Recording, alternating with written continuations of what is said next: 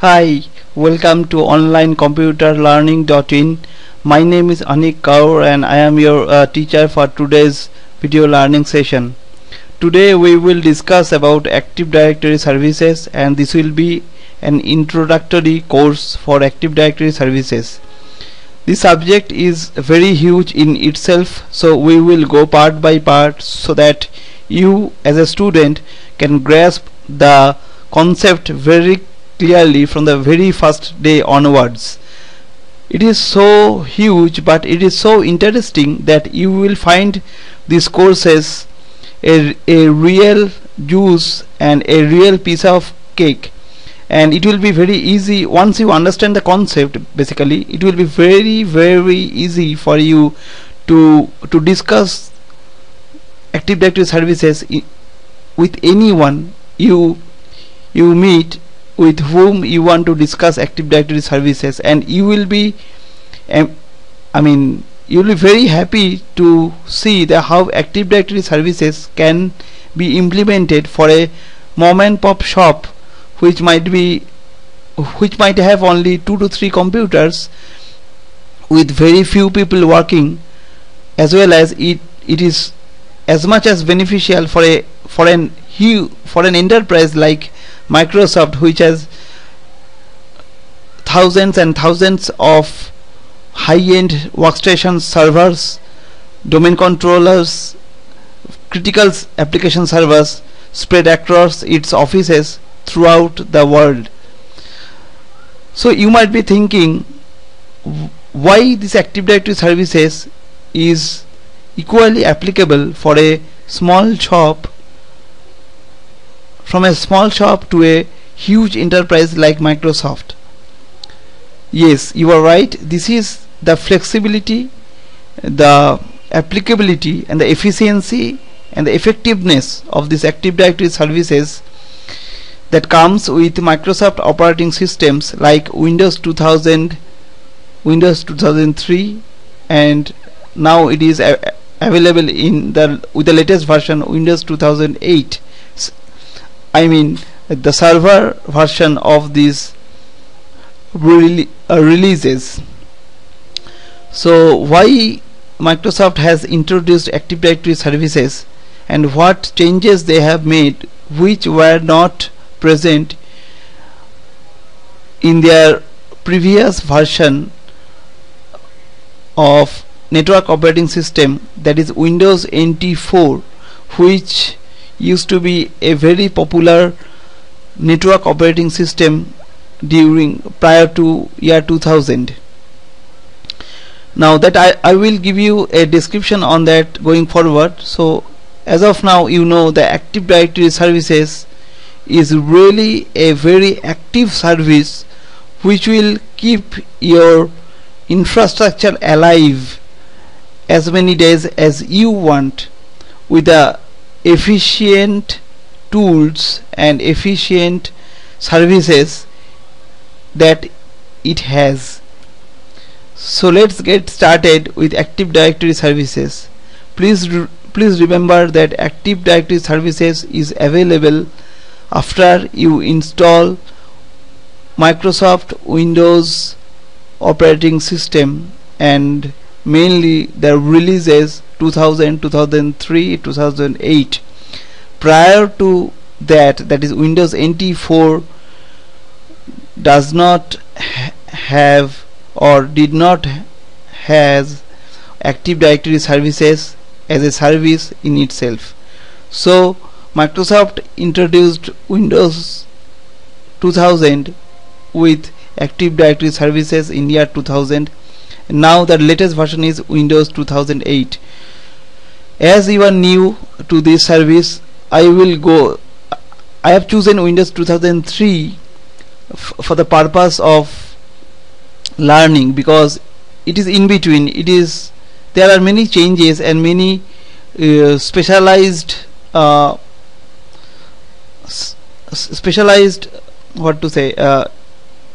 services has been introduced that you will be able to see in Windows 2003 as well as in Windows 2008 when we discuss about it couple of days after. So let's start with Windows 2003, which is still have a very huge share in the market as a network operating system.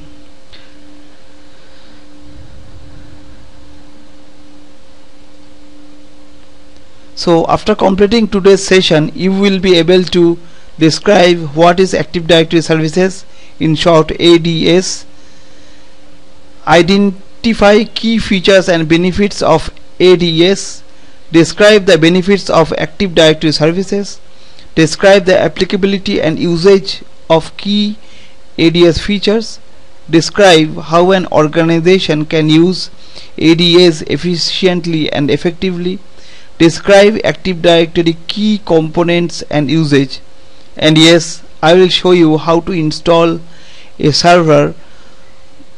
Especially I will show you how to install Windows Server 2003 in real, and you will also learn how to install Active Directory service and also create your first domain controller. So you will not only learn the theory of Active Directory, you will also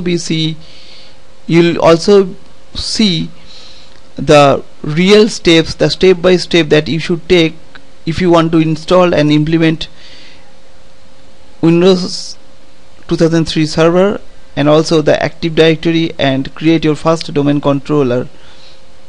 So it will make you ready to understand Active Directory and to install the operating system as well as Active Directory and create your first domain controller, and I'll show you how to do it.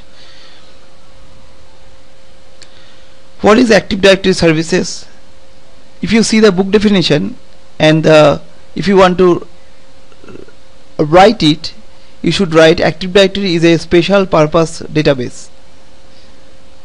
Yes, you are right, it is a database and it consists in a file called ntds.dit that you will see. For the sake of discussion, please keep a note that ntds.dit is the main database, Active Directory database file, and which stores all the information in it. So ntds.dit file is situated in your root folder and then ntds subfolder. Most of the time you will install NOS, network operating system, on a server's C drive. So you will be able to find ntds.dit file in the path c://ntds/ntds.dit. This will be the path. That means go to C drive, then go to ntds subfolder, and then you will find ntds.dit file inside that ntds folder under C drive. Now the C drive can be different in your case if you have installed the NOS in a different drive like E or D. But most of the time we install C:, so by the sake of discussion I am assuming that you have installed your NOS on C drive. So once again, c://ntds/ntds.dit. Now ntds.dit file is not a fixed size file. That means once you install, it will not occupy your 10 GB or 20 GB or 100 GB space on your drive based on the size of your network. It will grow gradually as you install more and more server, create more and more network objects in your infrastructure. Now what is object, what is Active Directory object, you will learn very shortly. Okay, now what is Active Directory services? Active Directory data is hierarchical, replicated and extensible. Because it is replicated, you do not want to store dynamic data such as corporate stock prices or CPU performance. If your data is machine specific, store the data in the registry. Typical example of data stored in the directory include print queue data, user contact data, and network and computer configuration data. The Active Directory database consists of objects and attributes. Objects and attribute definitions are stored in Active Directory schema. I will describe in detail what is schema, what is object, and what do Active Directory service means by attributes. But this information you should keep in mind. If you want, you can make a note of it for your future reference. What is Active Directory services? Active Directory consists of 3 partitions. Just a quick note, this is one of the most important questions that you will find in an interview if you go for interview like a system engineer or a desktop engineer to any enterprise or any small company as well who understand Active Directory. So please make a note of it.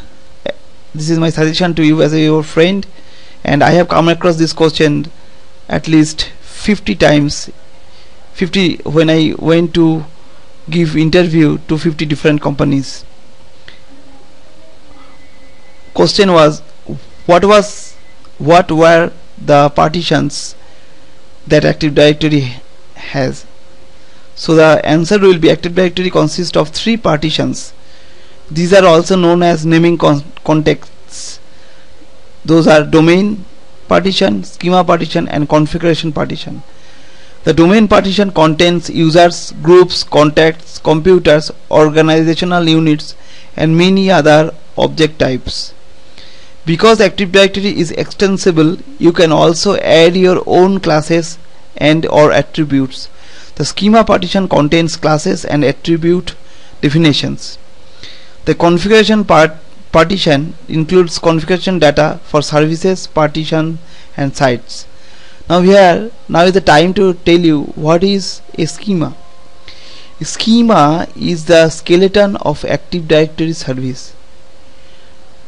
For example, me and you are human being. If you take out our skeleton from our body, can we stand straight? Will we have any value?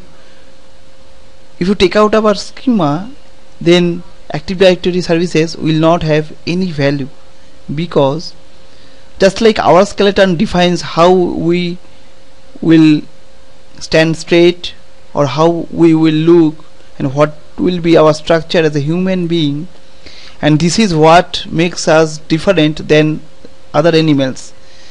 A dog looks like a dog because its skeleton is like that. A human looks like a human because our skeleton is like that. I am sure in the biology lab in your school or college you might have seen a human skeleton. Suppose a human skeleton, if it does not have the structure of human skeleton, will that person look like a human? Obviously not. You will find a big difference. So you have understood the importance of a skeleton. Likewise, think of schema partition and schema as a skeleton of Active Directory services. The schema defines all the object classes and the attributes of those classes actually. That means, again, take an example of the human body. The human body, if you see very closely, you might have seen that if you take out our eyes and everything, then you will see 2 holes in the place of our eyes. You might have already understood why it is like that. It is like that because so that it has given a structure so that our eyes fit there, the eyeballs fit there. That means your skeleton is defining where everything will fit and how much big your eyes will be or how much your hand length will be. Your hand's length and your friend's hand length are not same because your skeleton are different. Your hand length is defined by your skeleton and your friend's hand length is defined by his or her hand length. So you have understood the importance of skeleton and how it defines your structure and the how the attributes of your hand. So now your body parts attributes, that is the characteristic of your body parts, are defined by the skeleton that you have. Likewise, the schema is a skeleton of Active Directory services, and it will define what type of objects and what type of class of objects the Active Directory will have. For example, user, when you create an user in your infrastructure, if you are already working somewhere, you know how to create an user in Active Directory services, but you don't know who defines what will be the attributes of that user. If you try to open and create an user, you will see there is first name, last name, phone number, location, designation, etc, etc, etc. So why that particular user interface has those fields? Can you say that? Okay, if you are saying that it is because of the schema, you are right. The schema will define the class of object. The class means user, groups, printers. These are the classes, object classes. And now what those user class will have, what kind of attributes, like first name, last name, employee number, location, phone number, desk number, maybe it might have the asset number that particular user is using. So the class attribute defines the object's attributes. The object is the user, and the class is also user class, and the attributes schema defines what will be the attributes, what will be the fields, or what will be the characteristic of that particular class. Now what the user class will have, that will be defined by schema, and what attribute, that is the characteristics an user will have, that class will have, that will also be defined by the schema. So now I hope you have understood the schema is the skeleton, and it defines the classes of objects that Active Directory can have, and what will be the attribute, what will be the characteristics of each class will also be defined by the schema, the skeleton of the Active Directory services. Now what is domain? A domain is a container. What is a container? You have container at your home. You have suppose for example you have you see container. Very simple example of container is your toothbrush stand. In your toothbrush stand you keep your toothbrushes, you keep your toothpaste, you keep your, if you are a man, you keep your razor, you keep your shaving cream, etc, etc, etc. And if you're a woman, you might also keep different things, and also your toothbrush, your toothpaste, everything. So if that container is not there, your things will be scattered around, lying scattered, and you will not be organized, and so you need a container. A container, I mean, you will not go to find the toothbrush, you will not go to a water bucket, you will go to that particular container, right? So each container has its own purpose to serve. So like in Active Directory you will say different containers, and those containers are also different objects, but they are called container because they contain something, based on their class and their attributes. So domain is a container that contains organizational units, or in short OUs. It also contains different groups, users, and everything. So it is actually a boundary that is defined with a name, and that name is also defined by following the DNS, domain naming services structure, domain naming system services structure, that will come that we will discuss very shortly. So the domain will define a certain area and a certain group of objects, a certain area of your infrastructure.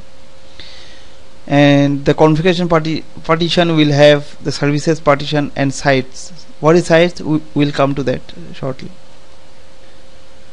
So now, what is an object? As we discussed, the book definition is: an Active Directory structure is a hierarchical arrangement of information about objects. The objects fall into two broad categories: resources, example printers, and security principles, that is user or computer accounts and groups. Security principles are assigned unique security identifier or SIDs.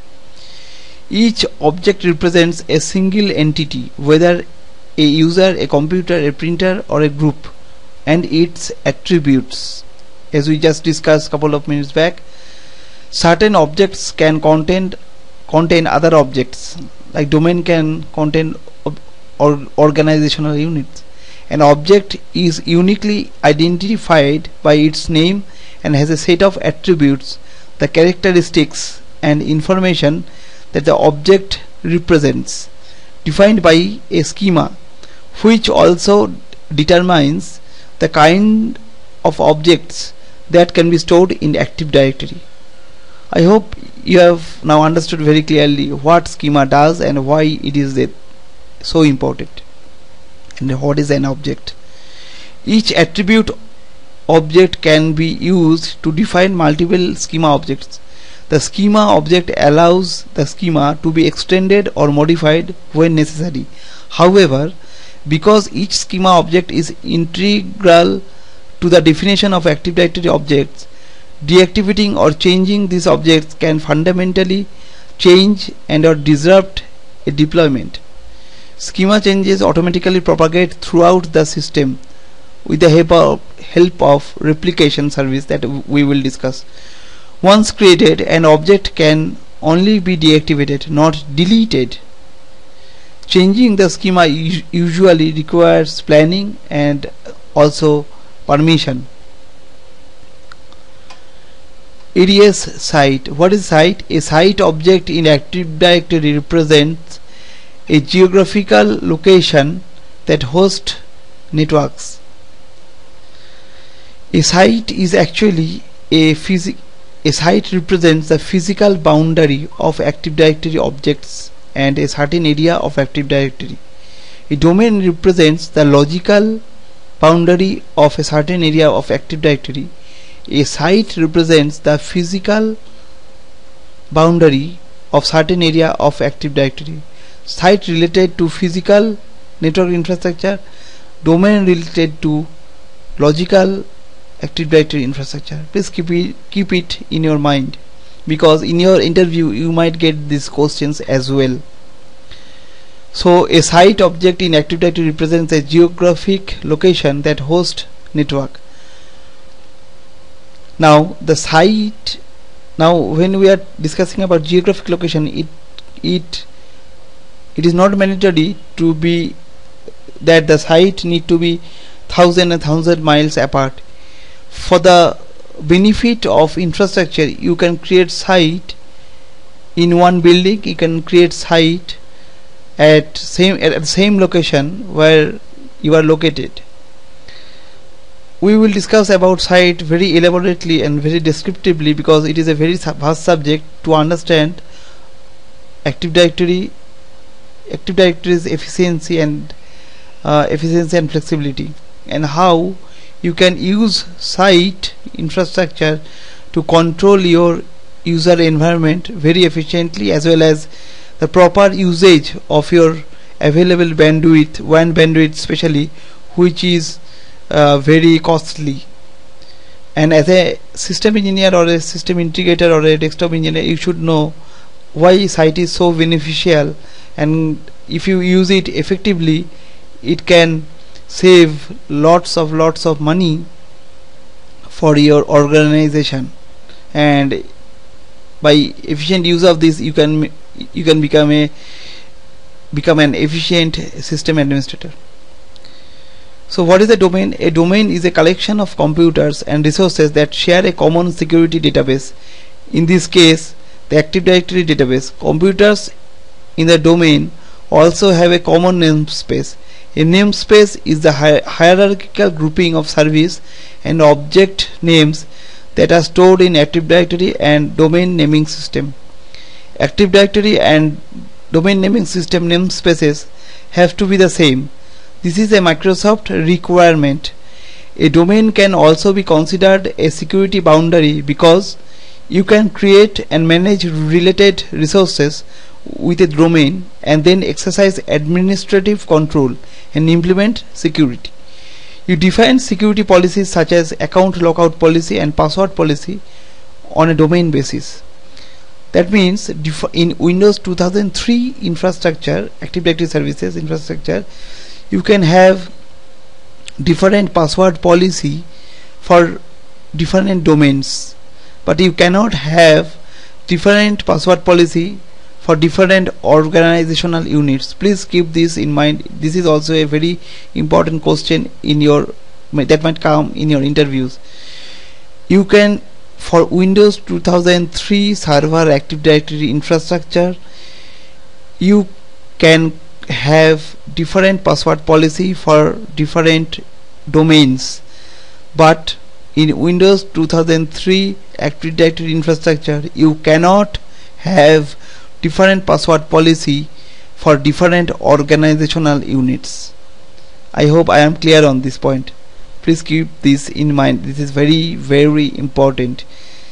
Just a quick note, in the latest version of Windows Server 2008 Active Directory infrastructure, you can implement different password policy for organizational unit also, but that is not applicable for Windows 2003 Active Directory infrastructure. I hope I am clear on this point. So administrative rights granted in one domain are therefore only valid within that particular domain. Active Directory domains contain a logical partition of users, groups, computers and other objects within the environment. All network objects exist in a domain. Each domain only stores information on the particular objects that it contains. A domain is actually the core logical structure in Active Directory. In addition to domains, there are other logical components in Active Directory like organizational units, which are very useful for making groups based on geographical location or based on functions or based on projects as well. So now we will also discuss the Active Directory features and benefit of it, which we have already discussed to some degree till now. Please give me a moment. I'll pause this video here for few seconds and I will be with you shortly. Thank you. Till then, please check your note and try to remember what we have discussed so far. I'll be back shortly.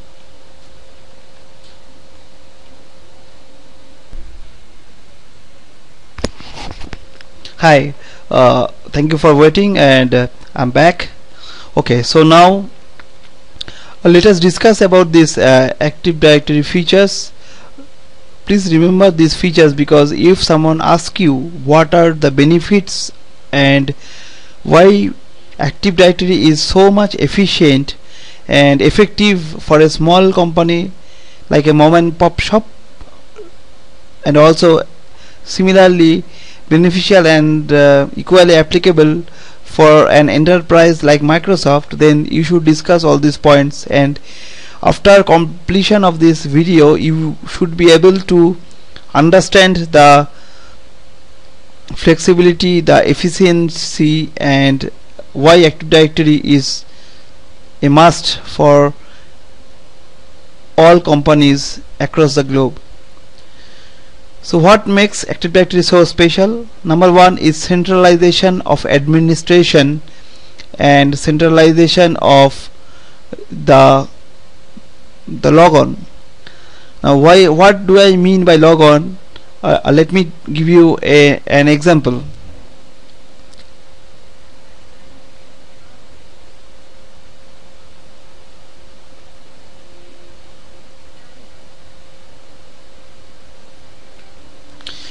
You see, if you have worked for different companies, or if you have not started your career yet, but you might have gone through some book, you might have gone through some documents, or this is a common sense that in a company that might be small or big, you will find different kind of technology implemented at the same place.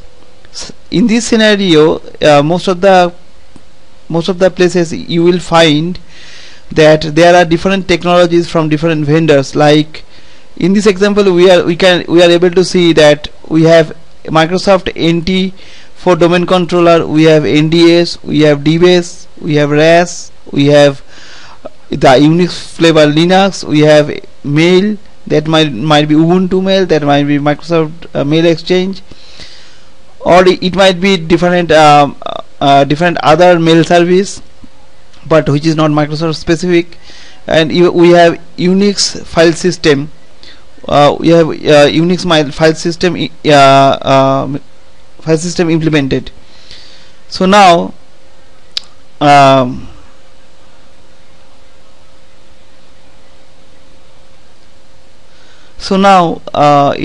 in this, suppose this is an user. If he wants to access this scanner, he wants to access this scanner,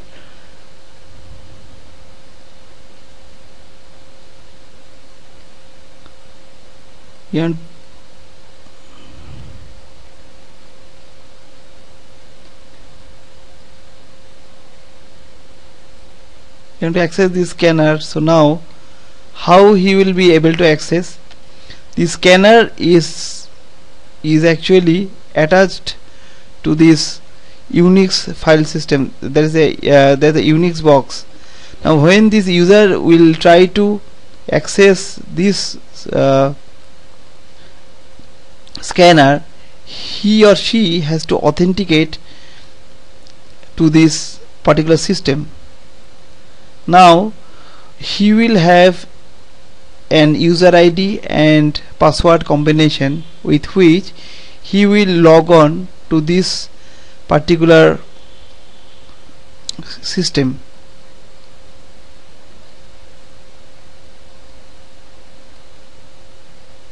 He will log on with this on this Unix file system server, and then once he will be authenticated with this by the server, then he will be granted access based on his group permissions. And if he individually or through a group he has or she has permission to access this scanner, then the system will grant him or her to access this scanner to take scan, to make scan copies and all. Suppose at the same time he wants to access this Windows NT for PDC. This is called PDC.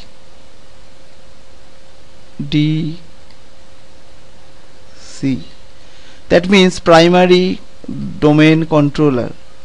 What is primary domain controller? If you do not have background in Windows NT 4, then I suggest and I request you to see our video on Windows NT 4 server. But till then, please remember that Windows NT 4 version of Windows network operating system did not have the Active Directory services implemented. That means to log in to the PDC, this particular user has to authenticate himself or herself with help of a combination of user ID and password, which used to store in the security access manager, that is the SAM database of Windows NT 4 PDC. Now there is one more thing, one more type of server used to be in Windows NT 4 infrastructure, that is called BDC. What is BDC and what is PDC? As we discussed, that PDC is the primary domain controller of any of any domain in Windows NT 4 infrastructure. BDC stands for Backup Domain Controller. Now the name itself suggests that this is a backup domain controller. That means if PDC is not there, then BDC will take place to work in place of PDC. It is like and substitute in any play, in any games. Like take the example of football. 11 players play in the field, but there will be 3 to 4 reserve player on the bench. Why it is? Because if although the players are very much efficient to play the full 90 minutes, but there may be situation when one player may get hurt, or he may not be or she may not be able to continue with same efficiency throughout the 90 minutes of the game. In that case, what the coach does, he will replace the tired player with a player from the reserve bench who has the full energy to continue for the rest of the game, and the efficiency, the performance of the full team will increase.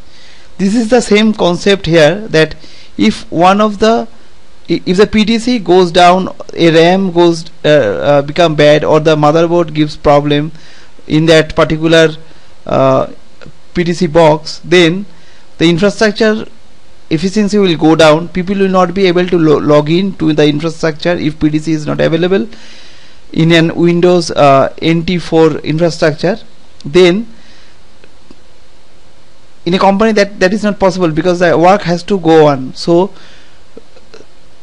for the sake of continuity of the infrastructure and to avoid the downtime of the infrastructure, a BDC will take place of PDC when the PDC will go down, or you can deliberately make a BDC as a PDC. That you can learn in that particular video of Windows NT 4 video. But for now, make it very clear that a PDC is a primary domain controller which works first, and if the PDC is not available, for the sake of continuity of the infrastructure and avoid infrastructure downtime, which will cause lots of money loss for the organization, a BDC will immediately take place, or deliberately we can upgrade a BDC, we can promote a BDC to PDC if we see that a PDC is not working as efficient as we want. So and once we make the BDC as PDC, then the whole infrastructure will regain its efficiency to work, and will avoid the infrastructure downtime. Hope it is very clear. So back to our early discussion. So when this user will try to log into this PDC, he or she will again use a certain combination of user ID and a particular password, and that might not be the same. This password and this password combination for this Unix system might not be the same. It might be different. So because these infrastructure, these technologies are quite different, although they are for computers, but they are fully different. So for one user to use these two boxes at the same time, he or she needs to log in differently, which is time consuming as well as prone to error, because each and every time he or she needs to keep track of his or her different password combinations, and also need to keep it in mind and use it individually each time. So it is time consuming. It is the chances of making error is very high, and also if due to policy, if he gives password combination 3 times wrong, the password will get locked, for which he might need to wait half an hour or 1 hour to get it reset and to relog on. So it is a loss of the company and also the loss of the of the workman hour. So you can see this is a very much inefficient way of working. So this and this is happening because all these systems are not in sync, because I'm not telling that it was not, or it is not possible to make it in sync, but you have to invest more. The company has to invest more in third-party tool to make use of that policy, because to integrate all these different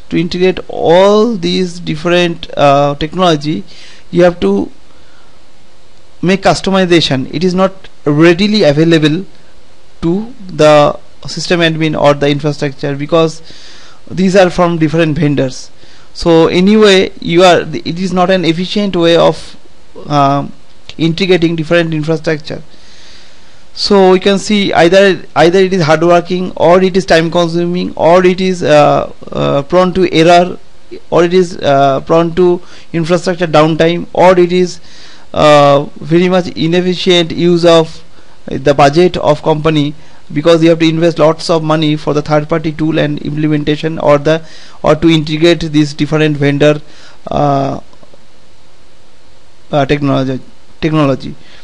Active Directory services comes into place where with the help of Active Directory services we can integrate these different kind of applications, and with a single logon a user can have security access or security permission based on his or her group affiliation to all the infrastructure at one shot. So with this, if you have access to all these different functionality and different functional servers and services in an organization with just a single logon, then it will help you to remember only one combination of ID and password. So so it will make you efficient, and it will be very easy for you to remember your ID and password, and you will not be required to write it down anywhere. So it will help you and the organization to avoid security breaches as well. So it will save your time, it will save company's time, it will help company to avoid a workman hour loss, and also it will also help the company to avoid unnecessarily spend of budget of integrating different technology. So let's see another example. So if you see, if we use this Microsoft technology, then with the help of that we can use Microsoft has all type of functional services and functional applications that an organization needs basically. So we can have the NTDC also, we can have different versions of Windows 2003. Suppose that you have the legacy applications, but for which you need the Windows NT 4. This will be actually PDC or actually BTC. Let's say PDC, which will give support to the legacy clients like 95, Windows NT Workstation and all. And you can also have very robust Exchange mail server, that is 2010 or 2007 version, or whatever is applicable to your company's budget and all, or might be 2003 also. So like these versions of Exchange server, and which is a very robust communication service as well for a company. And you have the different domain controllers like DC1, DC2, different couple of domain controllers for the failover services.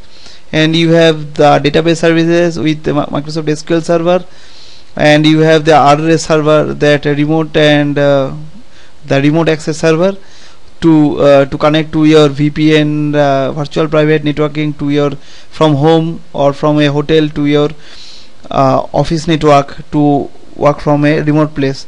Nowadays all companies are providing, many big companies are providing work from home facility. So with help of this address server and remote access server, you can make use of your efficient use of your work-life balance and your time.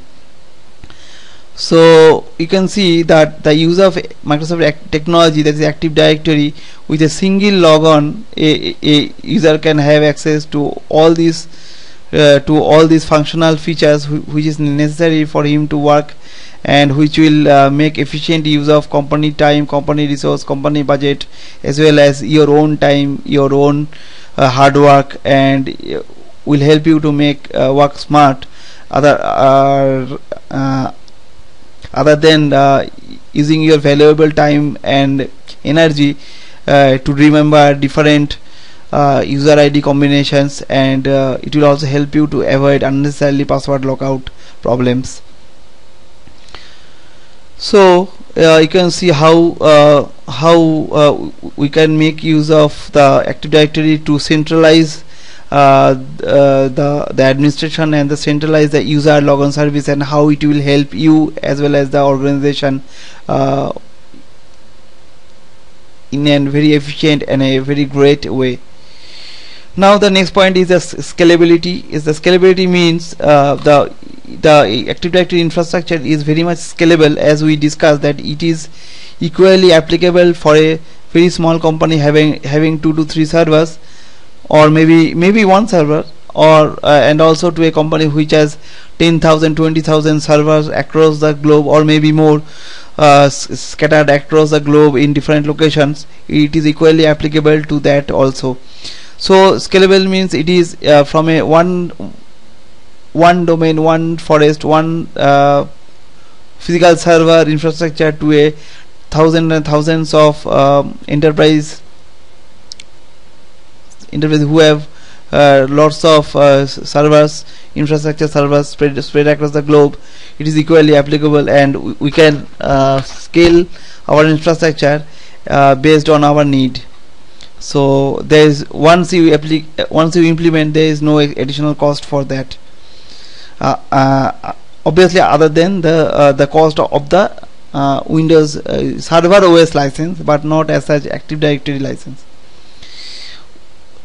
So, and this is also extensible, and this is very much manageable with the help of group policy infrastructure.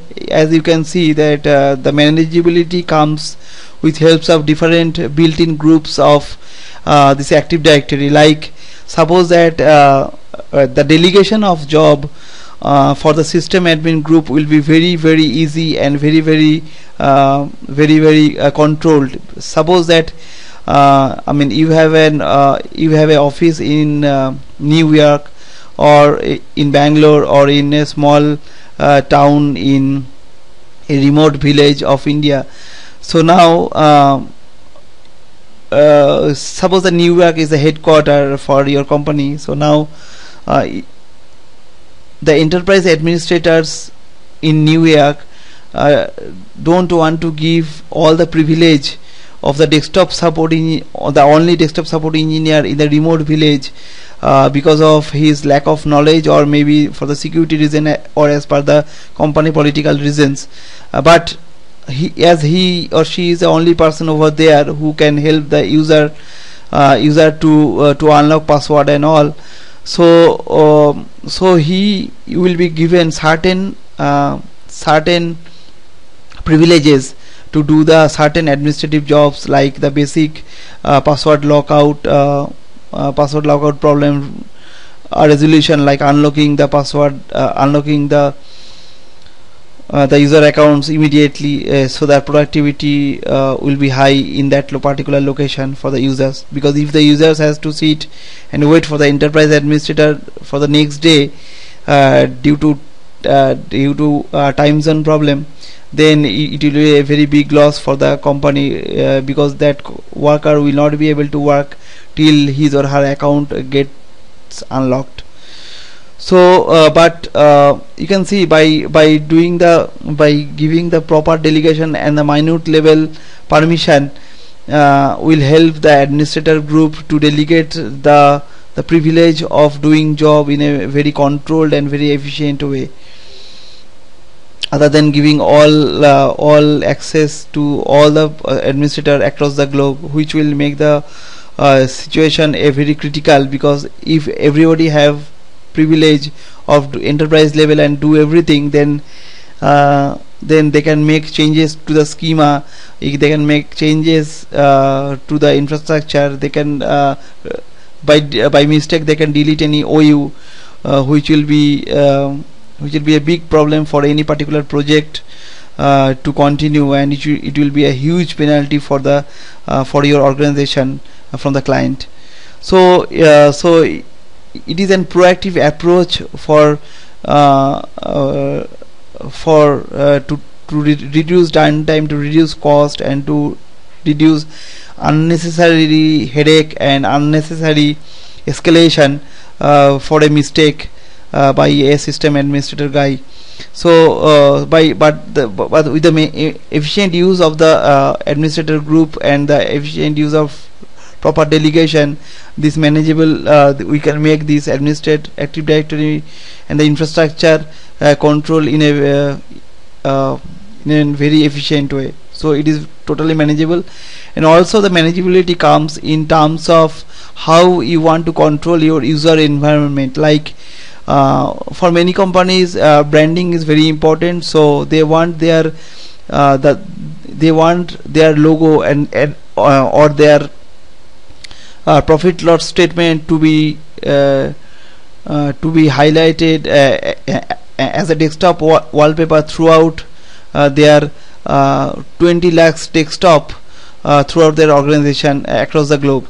So how will you do it if there is no proper efficient manageability functionality available in your infrastructure system? So Active Directory helps in that with the help of implementation of group policy object that you will learn in a different session, which is very vast. But please remember that with help of group policy object, you can control each and every functionality of your 20 lakh desktop, for example, throughout your organization from the central point of New York or Bangalore or Hyderabad, wherever you are located, or maybe Jakarta or maybe China, wherever. If you are enterprise admin, or if you are domain admin, or if you are desktop support engineer who have proper permission to work on group policy, with help of group policy you can manage each and every desktop feature of your end user desktops. For example, with certain settings you can run a certain login and logoff script on all the 20 lakh desktops across the globe with just implementation of a single domain wide or forest wide or organizational unit wise group policy object implementation. Okay, now so you can see how powerful is the group policy object. For example, if you want to hide the clock or the control panel of your end user desktops so that the employees will not be able to see the watch, and you want them to work 4 hours more so you can, with help of group policy, you can hide the clock across the globe on the end user desktop, so that your CEO will be happy and might also promote you, right? Okay, jokes apart, so you can see the how important it is to implement group policy object with help of Active Directory, and how efficient it is, and yeah, it will make you a god almost to control all the 20 lakh desktops with just an implementation of a group policy object from one central location, and it will give you all the control to manage your large enterprise by sitting on your chair. And the DNS integration is a very important part of Active Directory. because the DNS is the domain naming system, which is also the de facto standard for the naming system on the internet. Like you see the www.onlinecomputerlearning.in, actually this is the domain name. So when you type this domain name on your browser, what it does, this actually your client computer actually search in it cache first to see if it has the record of www.onlinecomputerlearning.in in its local cache. If you are visiting for the first time, then your DNS will not have this record in your cache. So what it will do, it will try to contact your DNS server at your the local DNS server. If you are working in a company, then it will try to search in your company's DNS server first, which might also be a domain controller in your infrastructure, to see if it can give an answer where to look for, where to get the page from for this www.onlinecomputerlearning.in. Now if your server does not have it, then it will tell the client that I don't have, and I am not the owner of this particular domain. So what it will do, it will ask the root domain, that is the dot, the root domain of the root of all the of this world's domain naming system, because the root is actually a dot, and from there when it will go there, that dot DNS server will tell this DNS server that okay, I don't have it, you can go to .in to find the answer. So this domain will go to .in to find the answer, and when that your company's DNS server will go there to ask, that .in will tell okay, fine, you do one thing, you go to this onlinecomputerlearning.in, and okay, you can go to that particular domain server, DNS server, which is hosting this particular domain name. So it will give you the IP address. So your DNS server will go to that web server, and will get the go to that particular DNS server and get the IP address for you, and your client will go to that particular web server to get the pages actually. So this is why this is how the DNS works, and I will discuss about it in a separate nugget once again in a very detailed way. So there are please remember that there are two types of DNS query. A query means where client asks the DNS server about a domain name resolution. Domain name resolution means this www.onlinecomputerlearning.in is actually a domain name which we as a human can remember, but it actually resolute to an IP address, like for example 220.20.20.1 for example, which the computer technology understands. So your computer will actually not understand onlinecomputerlearning.in, but the DNS service helps the computer to understand the IP address from this. So there is always a IP address which is associated with a particular domain name, which DNS service helps to get. So this is called domain the name resolution, the IP address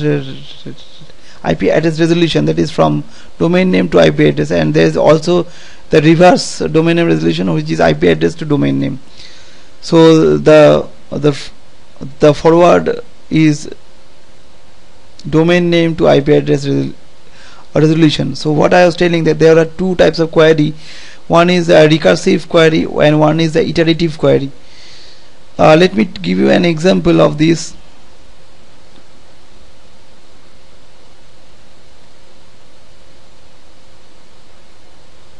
Suppose that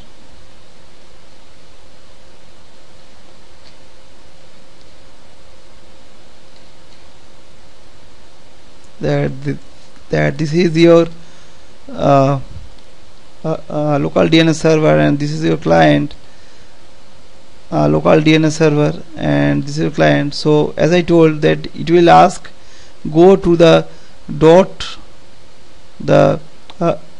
root of the DNS to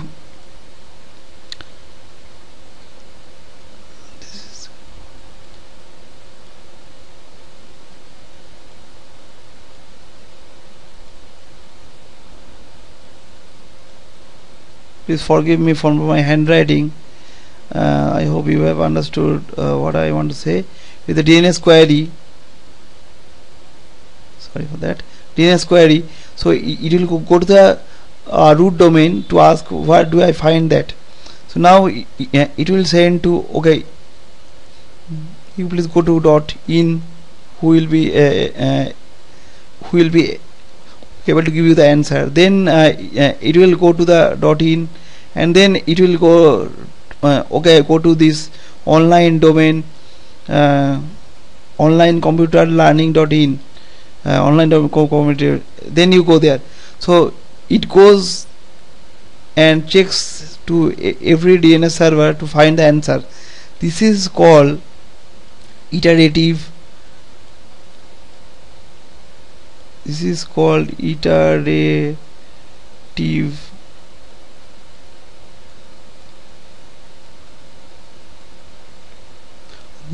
query, because it happens in iteration. That is, it goes and check, goes and check, goes and check, like that. If it finds an answer, then it will give the answer to the client. If it does not find the answer, then it will directly say, I don't have the answer. So this is called the recursive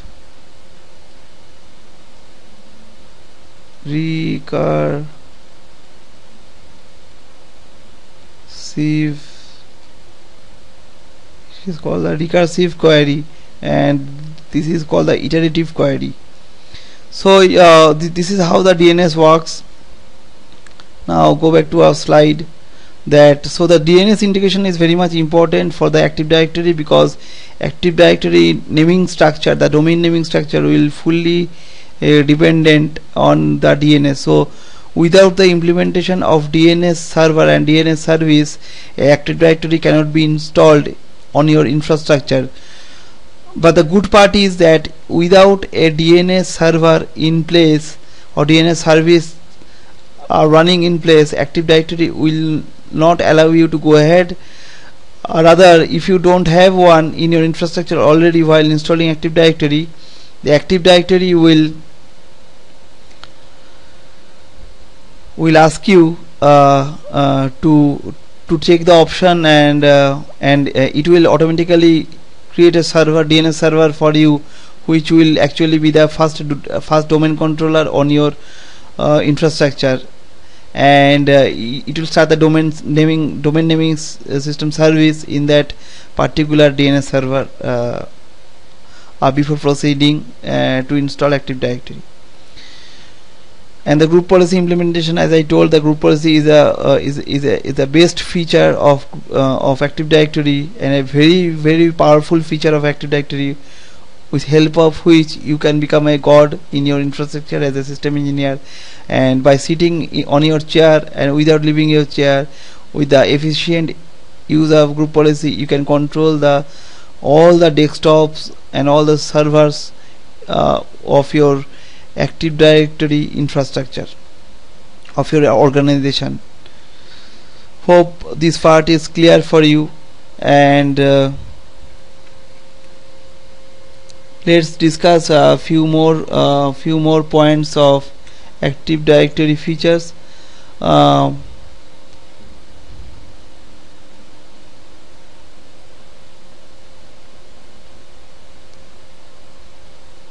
So for example, just keep in mind the Active Directory key features are centralization, scalability, extensibility, manageability, Dns integration, and group policy implementation. These are the very key important features of Active Directory.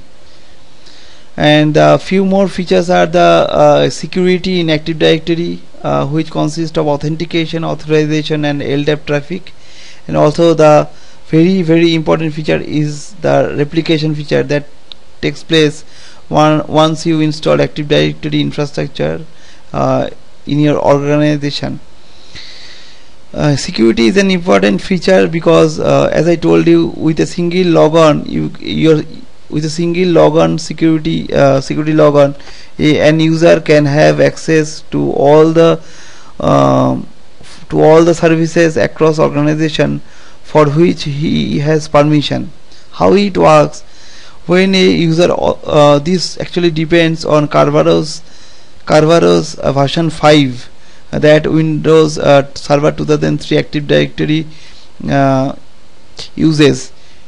It also uses the LDAP lightweight directory access protocol, which is a lower down version of a bigger protocol, that is X.500. So this lightweight directory access protocol or LDAP is used to for the query of Active Directory objects and all. So how the authentication works and why the authentication is important: because once a user tries to log on, the authentication process ensures that with the help of ID and this password checkup, it helps to ensure that you are actually who you says you are.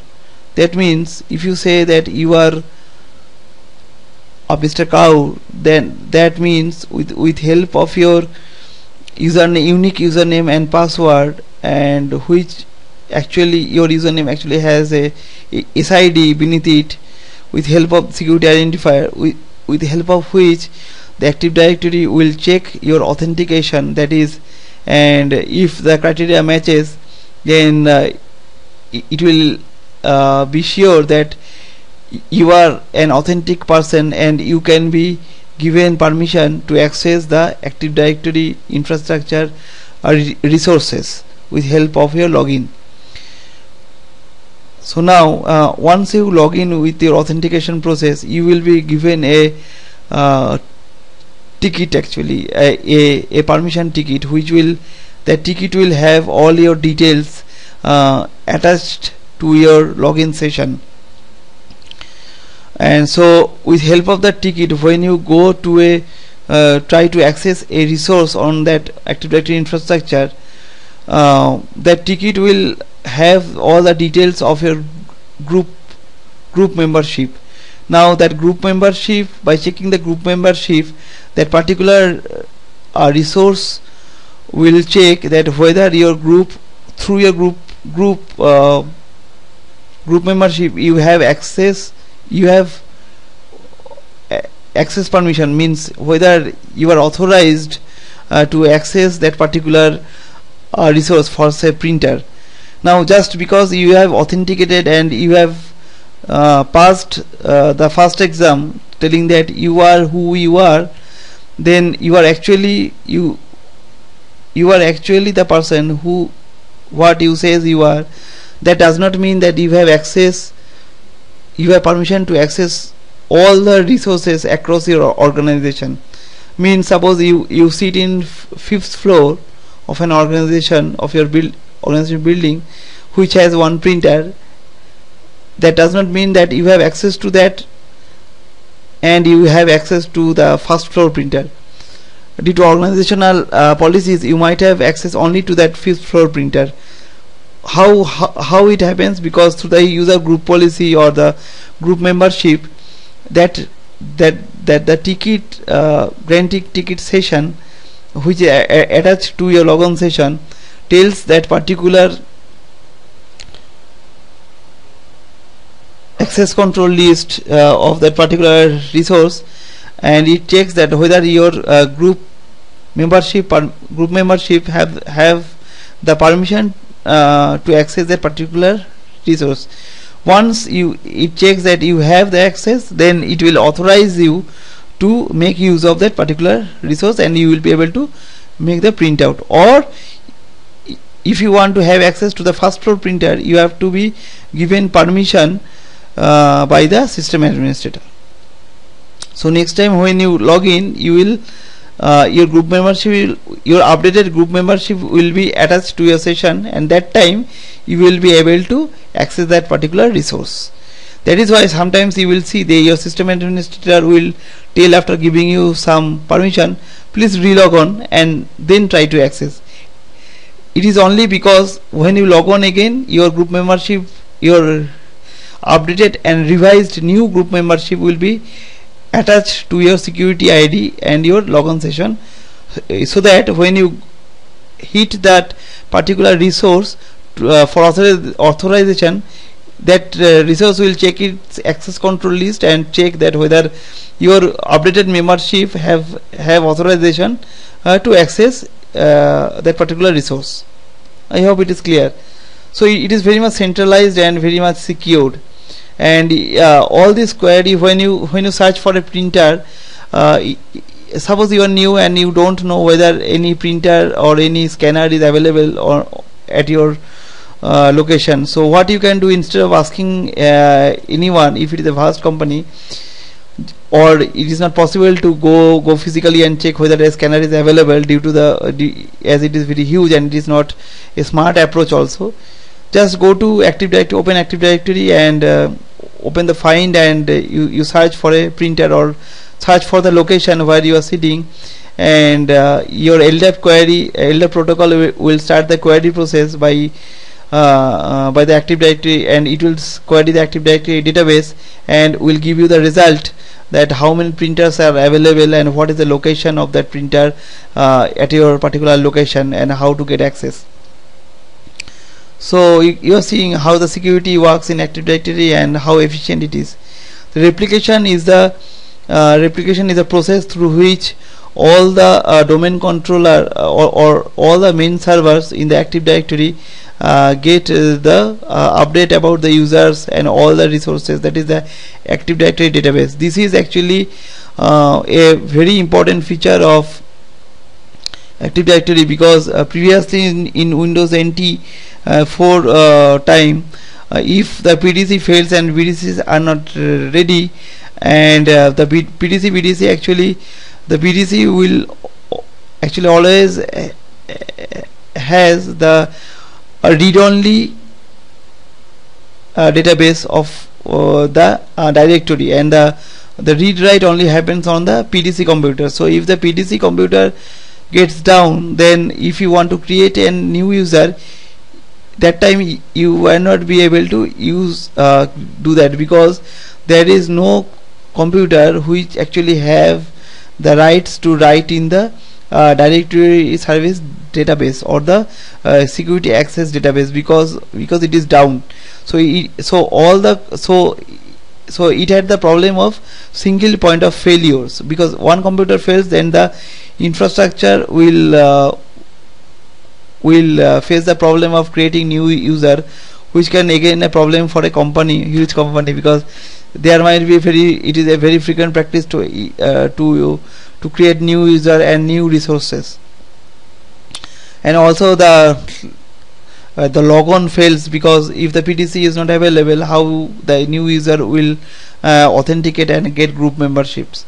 So to avoid that inefficiency, in Active Directory infrastructure, there are multiple domain controllers, all of which will have read-write copies, actually the replicas of Active Directory database with them. So if there are 3 domain controllers, then if one domain controller goes down, then the infrastructure will not go down and users will not face any kind of problem, because there will be a replica of read-write replica of Active Directory database with other 2 domain controller at the same time, who will be able to serve the request of the users. So this is the replication work, and with the help of site, the replication process gets we can make efficient use of our bandwidth to make efficient replication process, which we will discuss in a different nugget and in a different computer video training of our session. So this concludes our theory part, and now I will show you how to install a Windows Server 2003, and also how to install Active Directory and create your first domain controllers.